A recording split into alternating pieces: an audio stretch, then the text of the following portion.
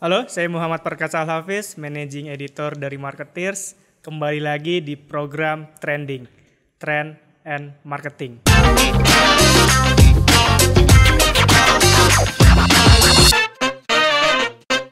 Kita bisa lihat hari ini banyak sekali merek-merek yang menghadirkan kembali atau meremake produk legendarisnya mereka ke era sekarang ini. Tidak hanya itu, tidak sedikit pula brand yang menghadirkan nuansa retro, vintage yang seakan mengajak konsumen untuk bernostalgia.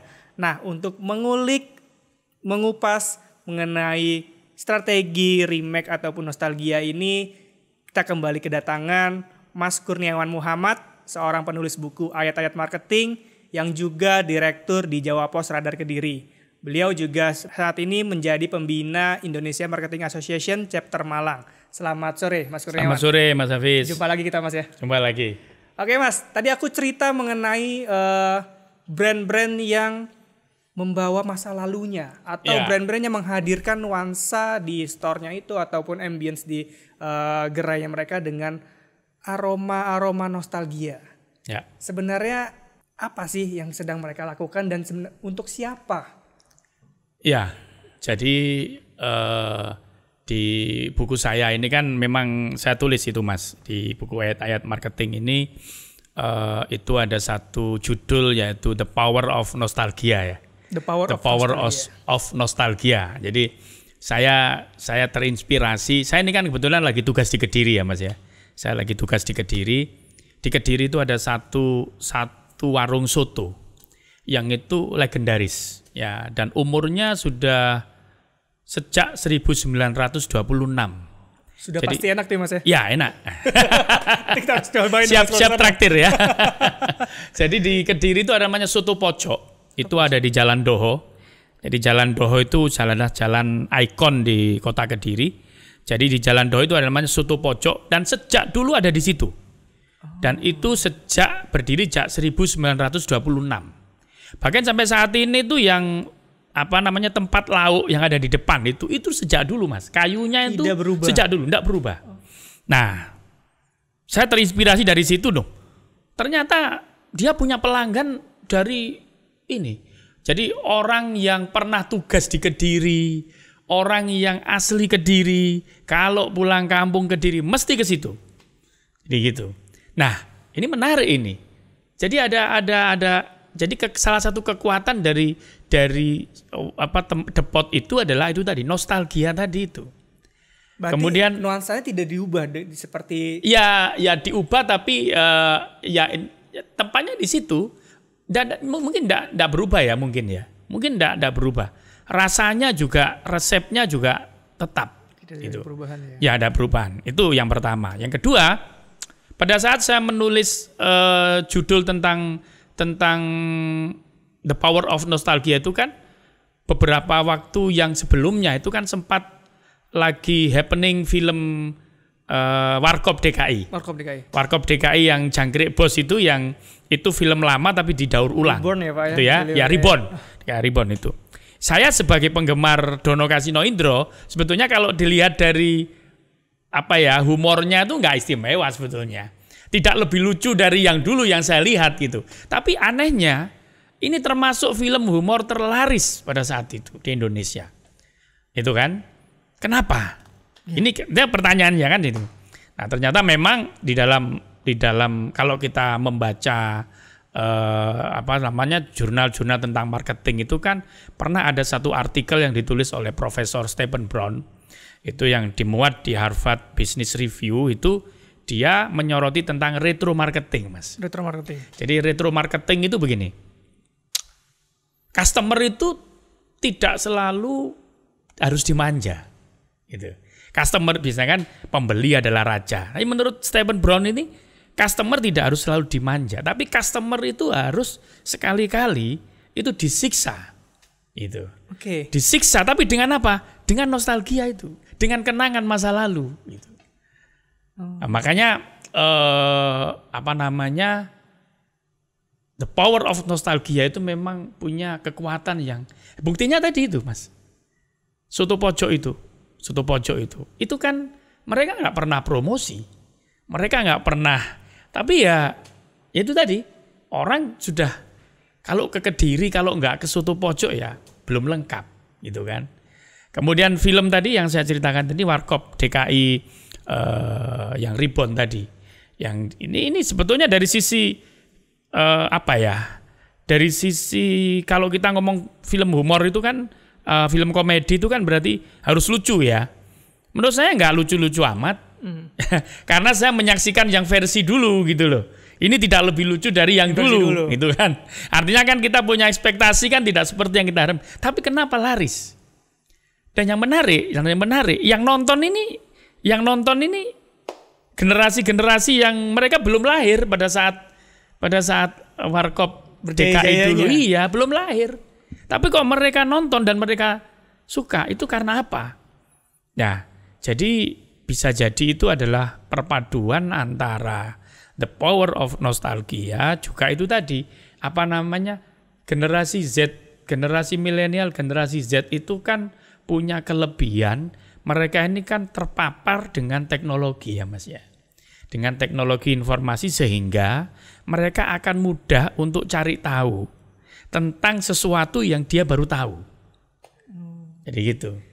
Dengan itu tadi, dengan kemampuan dia itu, karena generasi milenial, generasi Z itu, sehingga ketika ada film, ini film apa? Warkop DKI itu apa? Ya, mereka akan cari tahu, browsing dia. Oh, ternyata itu populer. Terus dipadukan lagi dengan pemain-pemain di film itu yang sudah dikenal oleh kalangan generasi Z sama milenial. Jadi ini merupakan racian yang menurut saya antara tadi memadukan retro marketing dengan personal branding. Personal branding dari siapa? Dari pemain-pemain yang populer yang pada saat itu Saya jadi teringat ini Mas Kum. Pak Hermawan tuh selalu bilang ya benar. Konsumen is not a king anymore. Mereka itu lebih senang sebagai teman. Mereka itu ingin dilibatkan. Mereka ingin diajak ngobrol. Itu harus tampil inklusif, sosial. Dan ya seperti kalau kita temenan lama, ya kita memang paling senang bisa ngobrol berjam-jam ya kalau ngomongin nostalgia. Artinya emosional ini dipicu ya Mas ya, oleh para brand ini ya untuk konsumennya dulu mungkin. Tapi nyatanya juga ketangkap oleh konsumen masa depan. Bisa begitu Mas. Oke. Apakah ada syarat-syaratnya nggak nih, maksudnya biar nggak hanya sekadar menghadirkan nuansa retro, tapi juga perlu dipicu apa sih Mas biar merek ini ya masuk ke goalsnya tadi itu? Ya, memang harus ada kekuatan narasi yang kuat ya Mas ya. Harus ada narasi yang kuat. Ada kekuatan narasi ya. Ya, narasi itu bisa memang tertulis, bisa dari mulut ke mulut. Itu. Kalau Soto Pojok tadi dari mulut ke mulut. Jadi kan apa istilahnya? Word of mouth. Jadi itu kekuatan dari mulut ke mulut kalau. Tapi kalau film tadi itu ada pada narasi. Yang film Warkop DKI tadi ada pada narasi. Narasi inilah yang akan menjadi bridging, akan menjembatani ya antara masa lalu dengan ini. Jadi dihubungkan dengan itu. Begitu. Contoh misalnya kayak Volkswagen Mas ya. Volkswagen itu saya tulis di buku saya juga, itu meluncurkan produk retro yang itu juga digemari. Ya, Battle ya, Volkswagen yang serial Battle itu ya. Itu kan juga yang dulu kan ada yang model seperti itu, tapi ya itu kebetulan bos saya juga beli itu, mobil itu. Berasa nostalgia masih berasa ya. Iya, padahal ketika mobil itu dulu dia belum lahir dia, itu kan ketika mobil itu di launching pertama kali model yang seperti itu, dia belum lahir. Tapi kenapa dia suka dengan model itu? Vespa juga begitu. Vespa. Komunitas Vespa di samping komunitas Vespa itu kuat sekali, itu kan juga itu tadi Mas. Kekuatan tadi itu, kuat cerita tentang bagaimana persaudaraan di kalangan komunitas Vespa. Jadi orang beli Vespa itu kadang tidak melulu melihat produk ya. Bukan hanya functional Iya, benefit. Ya? functional benefit, tapi emotional benefit itu tadi. Nah, the power of nostalgia itu bermain di emotional benefit. benefitnya. Jadi kalau produk itu kan memang ada yang functional benefit, ada yang emotional benefit. Kalau yang the power of nostalgia seperti yang saya tulis di buku saya ya, itu bermainnya di wilayah itu tadi. Dan ini harus salah satu syaratnya itu ya harus autentik, tetap harus autentik di bawah ya. Ya. Harus punya value ya. Harus punya value. Tapi sekarang sorry Mas, kadang juga terbentur nih Mas antara kita menjaga autentisitas dengan inovasi baru. Sorry, mungkin banyak warung-warung makan legendaris seperti mungkin Soto Pojok tadi yang sebetulnya mereka hidupnya panjang. Tapi tidak berkembang dalam tanda kutip cabangnya hanya di situ saja tadi untuk menjaga autentisitasnya mereka tanpa memikirkan mungkin ekspansi bisnis, meskipun ada beberapa merek juga yang sudah legendaris tapi juga melakukan ekspansi, tapi kebanyakan juga yang udah saya mau di sini aja, saya nyaman di sini aja, saya menjaga autentisitas dari produk saya. Itu gimana dilema itu Mas? Itu kan pilihan Mas ya, tergantung mereka yang punya brand ya, tergantung mereka yang punya produk, jadi pilihan sebetulnya. Jadi dia yang ekspansif itu kan yang dikejar adalah produknya semakin populer dan keuntungan dia yang didapat akan semakin banyak. Tapi ada yang merasa bahwa sudahlah ini aja udah, daripada nanti kita ekspansi tapi tidak bisa menjaga kualitas begitu. Nah, saya waktu pernah ketemu dengan ownernya dari generasi yang ketiga, kalau nggak salah generasi ketiga atau generasi keempat ya. Saya tanya itu, ternyata ada tradisi Mas yang itu dilakukan turun temurun untuk soto pojok itu. Iya. Tradisinya adalah dia tuh puasa, rajin puasa. Oh. Ya rajin puasa. Nah ini kan ini kan di luar ini ya. Tapi dia selalu begitu. Jadi ini mbah saya itu ngajarkan ini, bapak saya juga melakukan ini, sekarang saya yang ini juga melakukan seperti itu. Dan memang dia tidak punya ambisi ya untuk memperluas pasarnya itu. Iya. Ya karena itu memang pilihan ya Mas Hafiz ya. Tadi Anda bilang tadi apa tadi? Antara autentifikasi dengan ekspansi, inovasi ya. Inovasi ya. Ya itu pilihan Mas saya kira. Oke, itu tadi pilihan mau tetap otentik atau ekspansif dalam berinovasi ya Mas ya. Yeah. Oke, tapi bagaimana kalau kita bicara soal brand yang harus menyasar pasar yang luas, misalkan sebut saja retail misalkan atau produk aparel Mas, yang saat ini sedang mengerahkan retro marketing. Saya kemarin baru saja diundang liputan ke Puma. Mereka meluncurkan salah satu flagship store mereka di Senayan City Mas, di Jakarta, dengan balutan nuansa retro. Mereka menghadirkan bajai, banyak instalasi warna-warna klasik. Dia undang Diskoria untuk menghadirkan ambience sound yang nostalgic. Tapi bagaimana Puma atau brand yang tadi yang menghidupkan kembali atau melakukan pendekatan retro marketing ini tidak hanya menghadirkan nostalgia bagi konsumen lamanya mereka atau generasi masa lalu, tapi juga bisa engage dengan generasi mendatang Mas, dengan Gen Z sekarang ya. Generasi sekarang. Itu narasinya apa kalau itu Mas, pada saat Mas Hafiz ke sana itu? Narasinya apa? Atau tagline-nya apa ketika narasinya ya bernostalgia bersama Puma, dia bilang terus dia memasang kayak signage tempat-tempat dulu yang populer di masa anak-anak muda zaman dulu seperti bengkel dulu kan di STBD itu ada namanya bengkel cafe tapi dikemas lagi sama dia jadi bengkel Puma atau segala macam gitu Mas. Ya, jadi kalau menurut saya itu bagian dari ini ya Mas ya, strategi marketingnya dari Puma ya. Jadi kan begini, kalau saya baca bukunya Pak Hermawan tentang marketing 5.0 ya itu kan dijelaskan di situ bahwa saat ini kan hidup 5 generasi ya Mas ya. Iya. 5 generasi sekarang ini yang masih ada. Jadi baby boomers, kemudian generasi X, ya kayak saya ini generasi X, generasi milenial, kemudian generasi Z, sama generasi Alpha.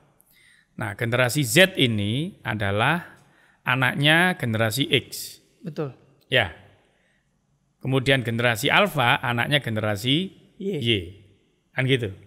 Nah, berarti gini, saya harus bisa menjangkau semua segmen itu yang berangkat dari generasi yang berbeda-beda itu. Nah, makanya saya tadi tanya narasi tadi.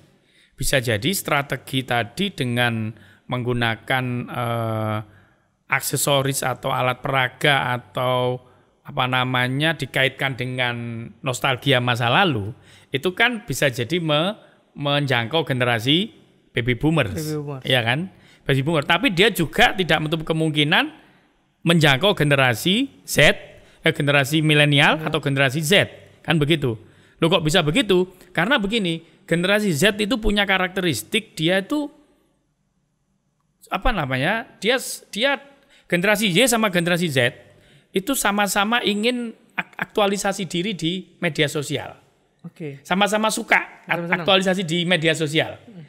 Sudah barang tentu itu akan menjadi satu hal yang menarik kalau dia mendapati satu pemandangan yang berbeda, yang aneh, yang unik. Yang ya kan? jarang ditemukan. Nggak biasa. Nggak biasa. Nah, kan gitu kan?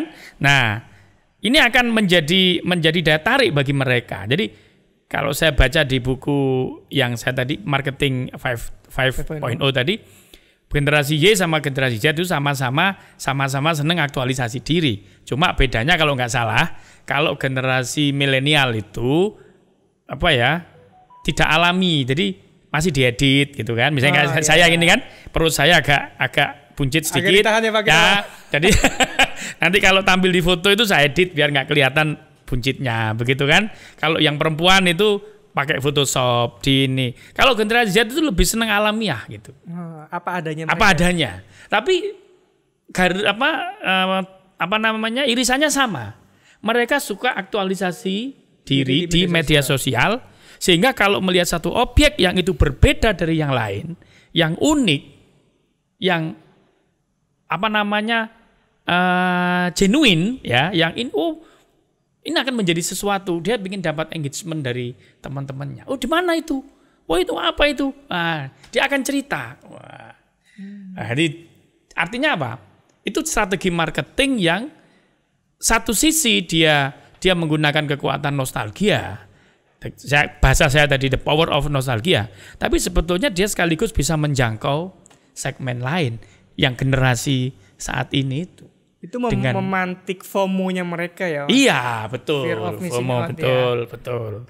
Ya, okay. betul. Tapi apakah juga ini dampaknya nantinya, ini kita secara general ya, karena ini baru diluncurkan, saya juga nggak punya data penjualannya.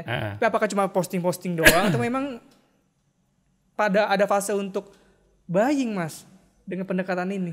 Ya, otomatis begini, Mas. Sekarang ini kan ada yang namanya kalau kita marketing itu kan evolusi marketing itu kan ada yang kalau kita bicara bahwa gini 1.0 tentang produk, 2.0 tentang customer behavior, 3.0 tentang human, ya Mas ya, tentang human. Artinya kalau saya beli produk itu saya identik dengan siapa, kan begitu, ya kan? Bisa jadi ini nanti bisa menjadi kekuatan. Artinya gini, ketika satu produk itu diidentikan dengan figur-figur tertentu, itu maka akan menjadi apa ya? Otomatis itu akan menjadi kekuatan bagi produk itu. Misalnya MS Glow meng-hire Raffi Ahmad, berarti kalau produk ini identik dengan Raffi Ahmad dan istrinya. Kan begitu. Otomatis fans-fansnya juga ingin ya, yang pakai jadi seperti itu. Ya, kita beli Nike Air yang apa namanya, yang edisi yang pemain basket itu Jordan. Nah, apakah beli itu karena kualitas produknya. Nah, saya beli karena logo. Nah, itu kan mesti kan karena tadi beli produk identik dengan siapa Playernya, begitu. oke. Jadi seperti itu sih kalau menurut saya. Oke, jadi erat kaitannya dengan fans ya, Ya, fanatisme dan ya. kesenangan si para Gen Z dan konsumen yang yang terlibat dengan retro marketing. Ya. Wah, ini seru banget Mas Kurniawan. Cuma kita lagi-lagi terhalang oleh waktu Mas. Mungkin sebelum menutup bahasan mengenai the power of nostalgia ini, Mas Kurniawan ada closing statement yang bisa disampaikan Mas? Baik, jadi ketika kita punya produk dan kita ingin produk kita itu disukai secara terus-menerus, bahkan terus meningkat, itu kan kita selalu dituntut untuk harus punya ide, kan begitu. Apa ide yang untuk ide promosi, ide konten itu kan, itu apa? Nah, itu kita bisa pakai jurus retro marketing. Yaitu kita gali, kita identifikasi apa yang kira-kira ini menjadi, kalau dalam bahasa Jawa itu kelangenan ya. Kira-kira saya punya produk ini, kemudian kalau saya kaitkan dengan nostalgia customer, itu kira-kira cocok nggak? Gitu. Jadi retro marketing itu bisa menjadi salah satu alternatif untuk kita membuat satu strategi promosi yang efektif dan mengena. Oke, terima kasih Mas Kurniawan. Jadi memang perusahaan harus tetap berinovasi, namun inovasi atau tren itu tidak melulu harus dilihat ke masa depan ya Mas ya. Tapi bisa coba kalian melihat spion sejenak untuk melihat ke masa lalu, siapa tahu memang relate ke konsumen hari ini dan konsumen masa depan. Itu tadi perbincangan saya dengan Mas Kurniawan Muhammad. Terima kasih telah menyaksikan Trending, Trend and Marketing. Sampai jumpa di episode berikutnya.